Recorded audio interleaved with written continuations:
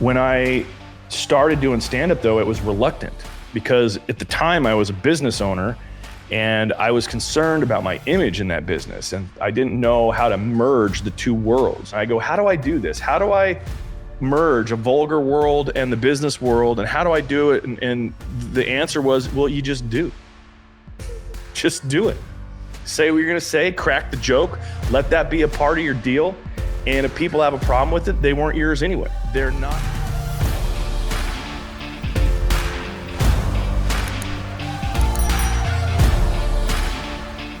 Hey, it's Parker with Upbeat. We've got Bryce Prescott on the show today. What's up, man? How you doing, homie? Good to be here. I'm doing good, man. I'm thankful that you're here with us. You know, you're in Arizona right now, and I know you're a busy dude, so thanks for hopping on a call with me. Well, I'm grateful for the chat, man. We connected last week briefly, and I was like, "Yeah, dude, this is cool." So I'm thankful for that. You gave me a shot. It's cool.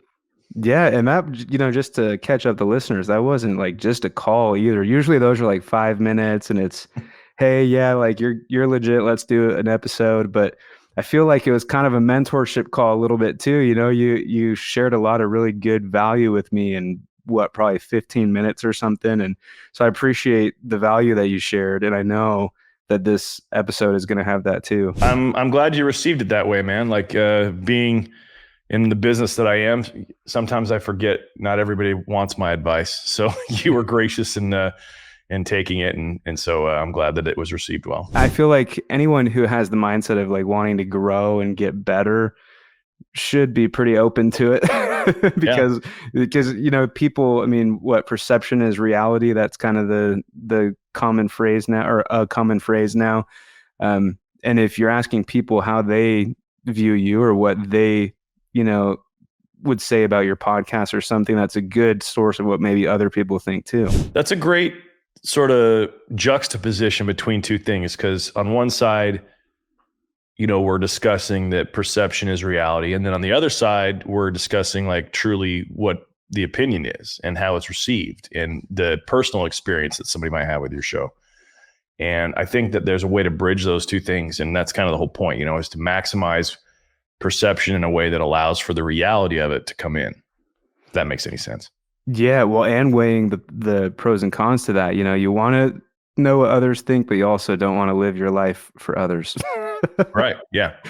Man, that's well, I mean, in the podcast game, we have to be mindful of who's listening. I mean, the biggest mistake most podcasters make is when they start a show, they don't really think about, well, who's going to be the person on the other end of this that's going to be my listener. They think about it from their own framework and that they want to say and you know, the message they want to put out there, which is great. And that's all important to have that drive and fire. But yeah, you got to pay attention to who's going to plug in and click subscribe, you know? Absolutely. Well, yeah. So if there's a listener who doesn't know you or about you, I like starting with story, and I also like kind of starting where someone is now and working backwards a little bit. Okay. So if you don't mind sharing a little bit about yourself, maybe why, you know, I'm coming to you about podcasting stuff, because you're kind of a podcast legend, especially in this region. But yeah, share a little bit about yourself, what you're up to now, and maybe how you got into that, what you were passionate about. Well, my friend, my legend was forged in the fire of whatever, dude. No, I appreciate the compliment there. I got into podcasting as a podcaster back in 2012, and I was actually in a different career at the time. I was actually in Sao Paulo, Brazil, when I got the idea to start my own show. I was drunk and I had a steak in my belly, a wonderful Brazilian steak. And I was there because I was a commodities broker. We talk about two different worlds, man. I was trying to broker big commodity transactions between massive players in South America and Southeast Asia. And it was high risk, high reward. And we just got burned. And I had this moment where I'm like, dude, I need to figure out different. I need to learn different. And I need access to people that I don't have access to now. And so I thought to myself, well, how do I get that? And the idea of podcasting had come up because I'd listened to podcasts on the flights down and everything. And I came home, started a show, and I went to YouTube University, man. Like, I learned how to do everything myself. I produced it myself. I wrote the copy myself. I figured out how to get iTunes approval myself. It was all a deal. And I'm a curious individual, so I wanted to make sure that I was doing it right and I was doing it as best I could. And I had a couple blind spots, being that I was new to it. But one of the things I'm really grateful for about the experience of just being in podcasting for 12 years basically is that it forces you to become better at telling a story. It forces you to be better at actually like conveying a message and having it be done in an articulate way so that people can receive it. And that just internally has your own sort of process tighten up. I found myself to be a lot more critical of a thinker, being exposed to ideas I'm not familiar with because of my experience of podcasting. About 5 years ago, I had a good buddy of mine who's ridiculously successful in his own right. His name's John Madsen. He owns a company called Superhuman, which is a fitness and mindset company for successful entrepreneurs. And he came to me, he said, "Hey man, I want to pay you to help me start my show." I had become somewhat known as like the guy when it comes to podcast questions. Go ask Bryce. He's been in the game a long time. And I never charged for it. I just was helpful. I was even on one podcast where I was interviewed about that, and the guy had called me the podcast whisperer. I thought that was kind of silly, but yeah. So I had this reputation of being helpful in the podcast space, and my buddy John comes to me and he's like, "Hey man, I need your help starting the show. I need to do it right. I need to make sure it's on point, and I want to pay you." And I'm like, and his wife, who is really outspoken, she's like, "Dude, she's trying to give you money. Like, what's the holdup here?" And that started what has become Media Automated, which is the name of my company that I founded. We produce around 50 episodes a week right now for different entrepreneurs. I've got some pretty lofty goals as far as the production number. I want to 10x that. And I've gotten really, really good at helping people that are in the space of wanting to get their message out, no matter the product, no matter the service that their business has, but helping them to create a show that somebody would want to listen to that actually would be a good client. I jokingly said at the beginning of this that my legend was forged in the fires of whatever. And it's like, all of this was forged in fire, man. I've used my own podcast stuff as like a guinea pig. Like I'll go try stuff myself on my own shows because I've had, I'm a stand-up comedian as well. So I have my own comedy podcast. I've had several self-development shows over the years. I added it up not too long ago. And if you include all my stuff and you can include everything from every client that I've worked with or helped with, we've produced over 12,000 episodes of podcasts in the last 5 years. Wow.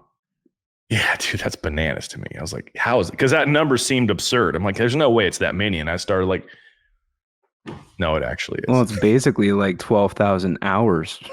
Yeah. Yeah. Or more, depending. Yeah. So, the short version is I kind of know my stuff. I don't know. I kind of know what's up in this world. Yeah. Well, awesome. Thanks for sharing. And there's definitely like 2 or 3 things in there that I would want to point out and hyper focus in on. One of them kind of zoomed over it real fast, but you mentioned how you've improved with like critical thinking. Mm-hmm. And I think that's a really important thing to bring up because, well, I guess I'm biased. My personal opinion is we lack critical thinkers in today's society.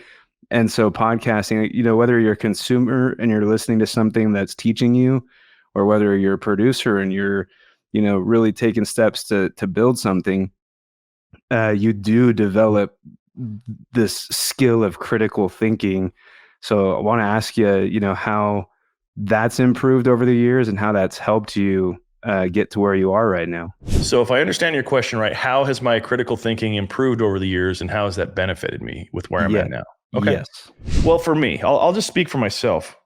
I have a desire to, whenever I'm in front of anybody in the medium of presenting, I'll say, whether I'm on a podcast as a guest or as a host, whether I'm giving a talk or a speech, whether I'm on stage doing stand-up comedy, I want to be as proficient as possible.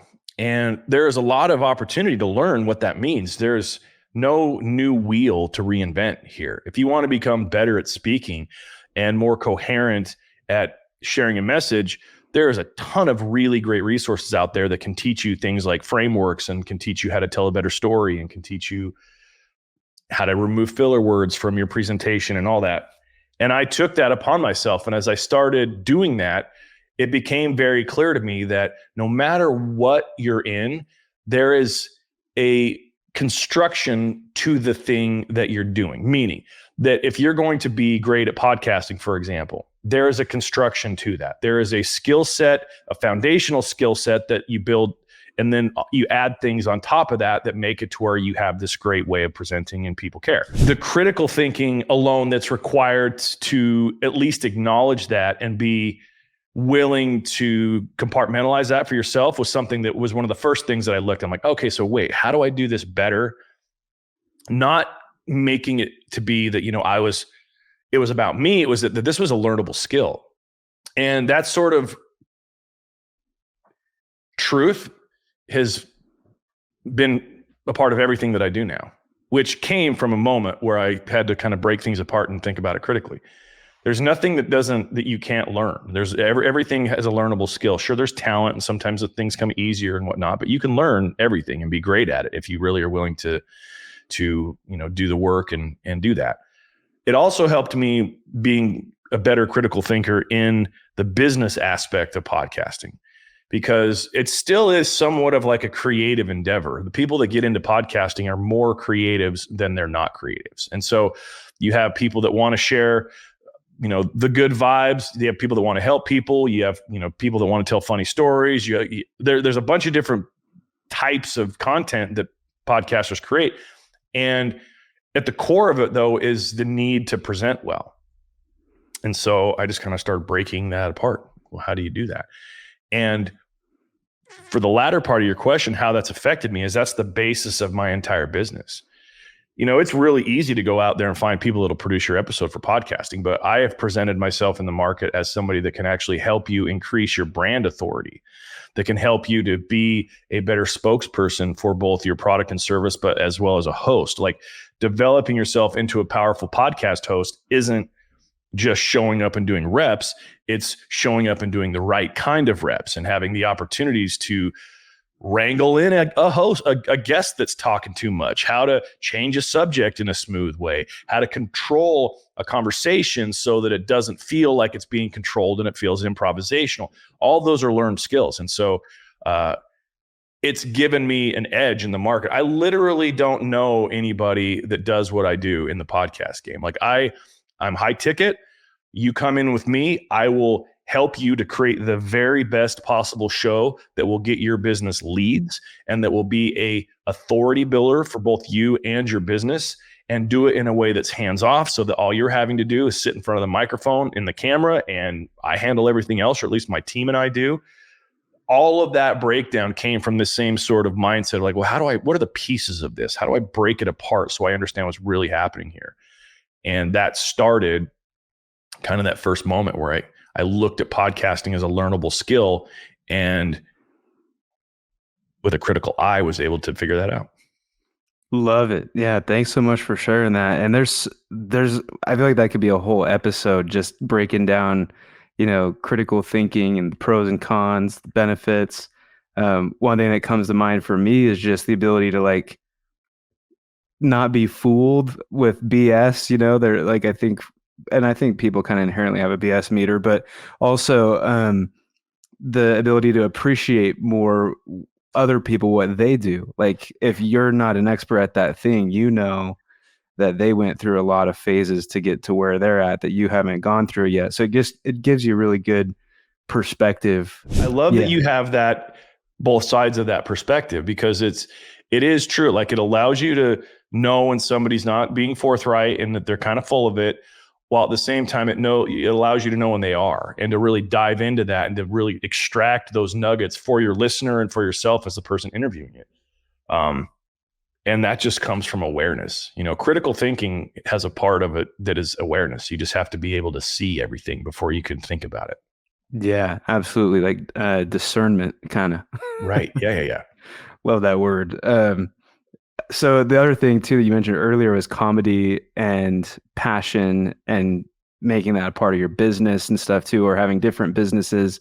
I want to kind of break down like how you first found out what you were passionate about, and how passion has, benefited you, and how it's helped others as well. How you use your passion to help others. Ooh, that's a good question. Okay, so to start with that, I want to I want to deconstruct what passion is so that we can look at it for what it really means. And that's how you can tap into it. One of the things I've noticed is that people, they get intoxicated by the idea of passion, and they think that it has to be this sort of like calling, this all consuming, like, oh, I'm so passionate about this thing, whatever it is. And it drives me through thick and thin to this thing. And sure, that can be moments of that. And it can be something to where you can arrive at that level of just committed, decisive action because you're feeling this passion towards it. But that's not the majority of the time. When I started figuring out what I was passionate about was when I let my guard down. When I stopped having to make it so that it was this sort of, religious experience. People say a lot of times, I meet people a lot where they're like, I don't even know what my passion is. I don't even know what my calling is. I don't know what my purpose is. I mean, I have these interests and I like doing these things, but it doesn't ever feel like it's, I'm made for that or I'm supposed to do that. And that's okay. For me, I found, I am a professional comedian as well. I've headlined all over the Western United States, and I really enjoy telling dirty jokes in dark rooms to strangers. It's kind of fun for me. I do consider it a passion of mine, and it didn't start that way though. It started as really a curiosity. I've always been somewhat of a funny kid. When I grew up, I was cracking jokes and I would get in trouble at school for being the smart aleck and all of that. And I've always had a quick wit about me and been sharp, and it's never been a challenge for me to get, people that I'm around to laugh hysterically. And I feel a lot of power in that, like making people laugh. In a weird part of my psyche, I realized that that's, validation in a way. Like, I feel like you think I'm a decent person if I make you laugh. Like, we have a transaction there in a weird way, which I know isn't the healthiest way to look at it, but a lot of comedians have that feeling. When I started doing stand-up though, it was reluctant, because at the time I was a business owner and I was concerned about my image in that business. And I didn't know how to merge the two worlds of being, a guy that was telling jokes in a dark room, saying bad language and all that stuff, while at the same time to maintain this sort of public front for my business and doing it in a way that was presentable and appropriate. And I ran across this documentary that just kind of summed it all up for me. One of my favorite comedians, and he was an actor as well before he passed away, is a guy by the name of Gary Shandling. And Gary Shandling is he's a legend in Hollywood. He was the star and creator of a show called The Larry Sanders Show, which was on HBO. And The Larry Sanders Show was one of the very first shows that took upon itself that style that's kind of like the docu-series breaking of the fourth wall type style, like The Office or Parks and Rec. And his was the very first one to do it. He was a hilarious comedian, but he was also a practicing Buddhist. And I'm not a Buddhist, but that intrigued me, because I'm like, so this guy is like really into peace and meditating, and he lives this different life, but yet he's like this savage on stage, and he's known by all these people as this savage, and he's really funny. And then when you would hear stories about his friends and his friendships, he was well revered, respected. He was very loved. And just hearing his story was like, oh, I can do that too. Like, all of those pieces are me.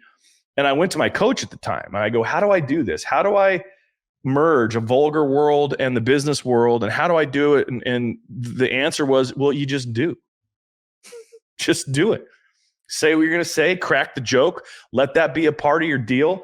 And if people have a problem with it, they weren't yours anyway. They're not your people anyway. And so I started doing that. I started, I'd go to these open mics and I'd write these jokes. And I even started a podcast to chronicle the whole journey. And the podcast ended up being an incredible tool for me, because it helped me to, create a fan base and have people interested in my journey. And I was able to headline for the first time a year into stand-up comedy. And that's almost unheard of. Like, that's just so fast. And part of that was the club owner that gave me the shot. He knew I cared. He could see my work ethic. I was always at the club, and he knew I could sell tickets. So you combine those things, and he had nothing to lose. He's like, I'll give this guy a Thursday night. Let's see what's going on. And that's what ended up happening for my first time. It was a beautiful experience, because I realized your passion can grow. Like I really enjoyed it. And there was a part though, like stand-up comedy has a reverse sort of learning curve. It's like for any of you gamers out there, like when you start doing stand-up comedy, it's the same as like going and playing the latest Madden video game on expert mode with having never picked up a controller. There's no easy way. There's no easy mode. You don't have the skills to know what's happening in the crowd. You don't know how to write jokes. You're not good with your stage presence. You're nervous. Like every skill that you need is at its lowest point, and you're not even smart enough in the skills to know how bad you suck most of the time. It can feel very like disheartening to try really hard to make an effort and to not make people laugh, and then you're waiting. Like, because like for example, an open mic in some cases is 3 minutes or 5 minutes. And so you're sometimes waiting hours upon hours at a time to go up and do a 3-minute set. And so it just got to where it was kind of a bummer. And I considered quitting many times. And a good friend of mine, she goes, well, you've convinced yourself that this is some sort of punishment. So stop being punished. Go because you want to go. And I took a couple weeks off and just kind of chilled out. And then I ended up going back, and it made it to where I started to feel the fun again. But it wasn't until I reached a certain level of proficiency where I was actually able to do an entire hour of material in front of my own crowd, to not need notes, to be able to really kind of meticulously finesse where the joke needs to be, and to kind of just stretch things out, to learn the power and the silence of when you tell a joke. There's a lot of laughter that happens when you're just up there not saying or doing anything. That's when it started to become something that I felt really, really passionate about. I grew into it because I had now a level of proficiency and skill to where I didn't look like an idiot when I was up there. And now, ironically, I realize like how much more I actually need to learn. But I'm at a level now where I just don't look foolish up there, and I can actually make it laugh. So for me, that passion kind of grew. It started from an interest that was built upon something that I was already kind of good at, being a funny kid. And then I reconciled some things inside of me that allowed me to remove the barriers of just getting on stage, because I didn't want to lose money or have my business suffer because I was doing this thing. I will say this is the kind of the resolution of this whole story. Me being so open about being a comedian has actually helped my business in an incredible way. As a founder of Media Automated, I'm now a peculiar person to people. They're like, who's this? Like, what is he doing? Who is this guy? He does comedy over here at a high level, and he's got this 7-figure podcast business. Who's the guy at the helm? And that wouldn't remotely even be the same if I wasn't a comedian. I would just be another like boring podcast guy that just, he can produce your episodes and whatever. Like there'd be no. I led myself, following myself to an interest that became a passion, and it becomes now entertaining and curious to people, to where I actually get business out of it, which is a completely crazy idea, but it is what it is. Right. Yeah. Awesome. That's a lot to break down, but if I were to pick two things, I would say one, the importance of embracing our unique characteristics, our things that make us unique. And that's going to be what helps propel us forward. And then two, going through the work and going through the refining process to ultimately be more free and be our best selves is going to be what helps others the most too, because we're able to show up for everyone better. Yeah. Dude, people are looking for permission to go after their dreams. And when they see somebody do it, it's really inspiring. And when you are that person, like I've had some of the most amazing experiences of people coming up to me and thanking me for just following that dream, thanking me for being willing to suck for a little bit. Because that's what happens. Like anytime you follow your dream, you're starting out as somebody that doesn't have anything yet. And you got to stink for a while. You got to become decent, and then okay, and then kind of good. And then, yeah, there's no way around it. But I love that you brought that up. Like people do need, they don't need it, but they want it. They want permission from others. It's a polarizing thing too, because a lot of times it can create haters as well, where there's people that don't like my decision to follow that dream and to do that irritated something inside of them because they're not. And then they, point that ire towards me, and I'm just Teflon, baby. Like, I don't care. I'm sorry you're mad at me. Like, it's so Right. stupid. Yeah. And it's crazy too, because now more than ever, like we have to kind of put that sucky part in the spotlight, and but that also is what can motivate people. So you have to have thick skin. You're going to get the haters who judge you for not being there yet or whatever, but you're also going to get the people that are like, hey, you showed me your whole journey and now I know I can do it too. And Yeah. double-edged sword. I get that a lot with beatboxing. I was just at an event in Orlando, um, and I'm at so I'm at a dental podfest conference. So it's a branch off of that big podfest event that was going on. Mm-hmm. And I was in a room of dentists and I met a chiropractor. And the chiropractor's from Colorado and told me that my journey saved his son's life. And Wow. it is one of those special, like full circle things that that there's the only thing that can control that is God or the universe, higher power, whatever you believe. Just stars align. And it's like, why'd I have to go to Orlando to meet a Colorado chiropractor about this? Like, but it really motivated me because at the time, or, I've been really discouraged about continuing upbeat or continuing to really push for this beatboxing stuff. But every time I get close to like not doing it, there's something like that pops up in my life that's like, no, you're supposed to keep going along this journey, even though it's hard, it's impactful. And another thing you mentioned too, with combining, comedy and your business, I've been refining that in me right now. I keep separating myself into compartments, like I'm a beatboxer, period. I'm a speaker, period. I'm a podcaster, period. And You're add the this beatboxing speaker podcaster, bro. That's what you are. and that's the thing is if you drop the periods, I'm a motivational beatboxer. Yeah. I'm both of those things. I'm not just one of those things at different times. And so I'm learning to merge them. But I've been doing this podcast for 5 years, and people have followed since day one when I first announced it on LinkedIn when I was in college, and they will message me and tell, how inspiring it is. And so it sucks. You get the haters, but you also get the documented journey, which is awesome. Yeah. I love that for you, man. Sorry to talk about myself. I acknowledge I haven't heard you beatbox yet, and I'm kind of bummed about it. We got to figure that out, man. Yeah, well, when we wrap up here, I'll beatbox your name for sure. I'm excited for that. Perfect. I love it. Only other questions I really had for you, since we're wrapping up here, was more along faith, and also maybe if you could dip into your story a little bit, that you shared with me on the phone the other day about losing so much and then building back from that. And how has that affected you, and how has faith played a role in your journey as well? So I referenced at the beginning of our conversation here, my work in commodities being that it was the start of me podcasting, and that I, came across the idea to be a podcaster when I was in Sao Paulo, Brazil. The circumstances surrounding that was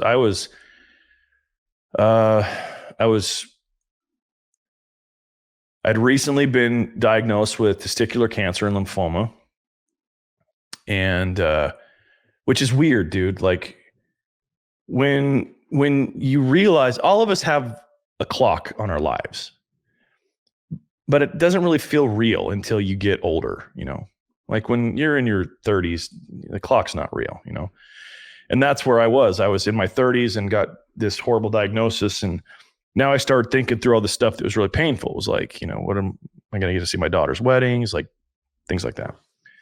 And it caused a bunch of financial issues as well, because I had done extremely well in real estate in 2008, 9, 10, and 11. And this was in 2012. And as I shared with commodities, it was high risk, a high reward. Well, I had taken a lot of high risk and gotten no reward. And so I'd burned through a bunch of cash that I'd had. So I was really close to being broke, almost bankrupt at the time. So my health had gone to crap. My money was almost gone, pretty much was gone. And that actually played into my decision to get into podcasting, because I legitimately was at this crux where I felt humbled by life. Like I had this arrogance that I had figured it out because I had made some money and I had some cool stuff, and then I didn't have money and didn't have my cool stuff anymore. And now I didn't have my health either, and it was just kind of doing all that. Well, that whole process kind of led me to a place where I just had to look at life differently. I had to question my beliefs in a way that I'd never done before. Because, I'm willing to bet that some of the people that listen to this show are religious and they have, actual doctrine that they follow from a religion, whether it be, Mormons or Catholics or Muslims or whatever. Like there's rules, there's they call them frames. Like you have rules to the religion, right? And those rules, when you live by them, are supposed to give you something that is a reward for living the rule. If I play by God's rules, I should have favor with God. I should have blessing. I should be healed. I should have access to miracles. The whole thing that the scriptures teach and things like that, that the more that you are in favor with God, the more access to his grace that you have. And when I was facing this clock, I realized a lot of the things I thought I believed, I didn't actually believe. And so I did an accounting of it. Like I started writing down, well, you said you believe this. Do you? What do you actually believe? What are your actual beliefs, Bryce? And it led me to a place where I was possibly for the first time ever in my life able to say, like, I know what I believe and I know why I believe it. And that allowed me to approach my health differently. That allowed me to approach God differently, and faith and hope and works and charity and all of that. And it was a blessing. It was really a blessing because it gave me power. I would be in these circles with other people that hadn't done the same thing. And, earlier in this conversation, you talked about when one of the benefits of being a podcaster is that your BS meter is more keen from somebody, yapping at you. Well, I had like a spiritual BS meter. Like I could be around people that were professing belief or whatever, and I knew they didn't. Like I could feel that it was just some sort of front or signal, if you will. And that just made me more and more resolute in my own feelings about it. And here I am, all these years later, and I'm finding that I took a break from religion. I took a break from God. I did believe in like the universe and things like the law of attraction and the things that they're, vibrational energies and more of a scientific approach to spirit as opposed to a religious one. And they're kind of starting to merge from me now. Like, it's kind of funny. I'm even wearing my sweatshirt that says Yahweh. Like I started going to this church here just to get a little more Jesus in my life, I'll say. And I'm noticing that it's both. It's like, for me, faith is science and science is faith, and God is scientifically provable. And there's different aspects of me believing in that and taking action on that allow me access to scientifically proven growth and abundance. And I don't find myself attracted to any one religion per se, but I find myself, because I grew up a Mormon. I went on a Mormon mission. I was very heavy in that religion for a long time. When I got divorced, I got excommunicated from that church. And then I even went through the process to be re-entered back into, they call it being rebaptized. And I did that too. And the whole process of seeing that side of things opened me up to where I wanted to know the God side of it first. Like I didn't like these sort of like little things like this. For example, like in Mormonism, they have a structure set up for, true forgiveness, where sometimes there's an ecclesiastical leader that you're supposed to go talk to confess your sins. And the part of the act of confession helps to enact the Savior's atonement so that you can have access to being forgiven for something that you can't have retribution on yourself. There's no way you can make up for that, right? And intellectually, I just kept breaking that apart. And I'm like, but that doesn't make any sense. Why do I got to go through that guy to go there? I don't understand. And so I started that. I started like, well, I'm going to go right there. And I would talk to God and try to have a different relationship. And it just opened up a bunch of things for me too. I will offer this little nugget for anybody else that might be struggling with this type of stuff themselves. There's a book that I read that was a game changer for me. And it actually introduced me to a version of God that I'd always wanted to meet, which is one of love and not justice. And that was one that was fully merciful and that I could look at as not only my dad, but as my friend. And that really, it's like having a really rich buddy. You know, it's like, dude, my buddy, like that was how I look at God now. It's like this all powerful, omnipotent, you know, he got everything. And he's my guy. So when I need stuff, I can go to him and he's cool with me, you know. That book is called Conversations with God, Book 1, by an author by the name of Neil Donald Walsh. In that book, it's a fascinating read because it's written like a screenplay, meaning he's having a conversation with God, and God is responding and he's questioning and responding. And when you figure out the backstory in the introduction of the book, it feels divine. I've had very powerful spiritual experiences reading that book and pondering that book and the truth of that book. And so I guess kind of just to wrap all that up,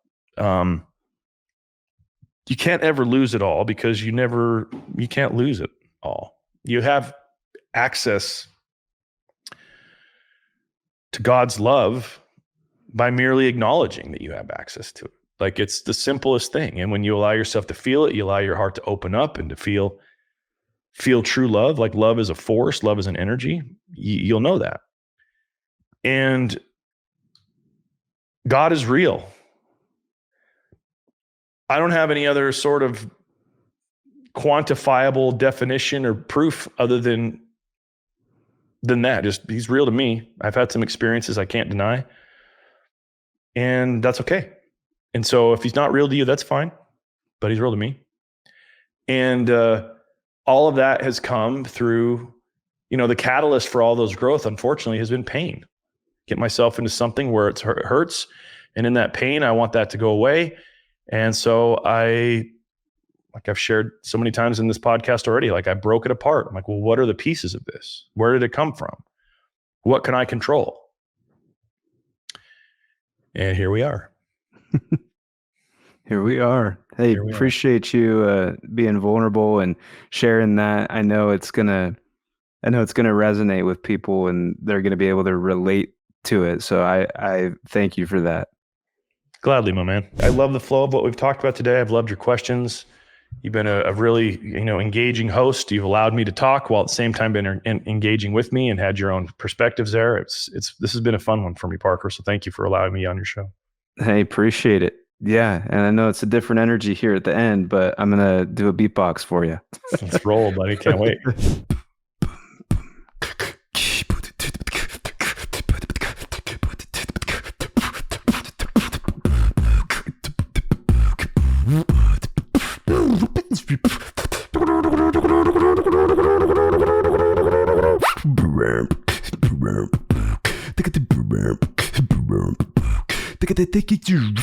Thank you, Bryce Prescott.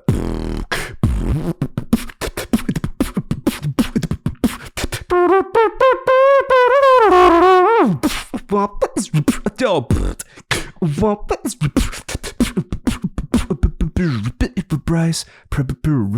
Prescott. Dude, that's sick. Thank you. That's so sick, dude. I appreciate it. Do you have like a TikTok channel where you do that or anything? I have TikTok and I need to do it more. I always get stopped up on that too. And that could be a whole other thing.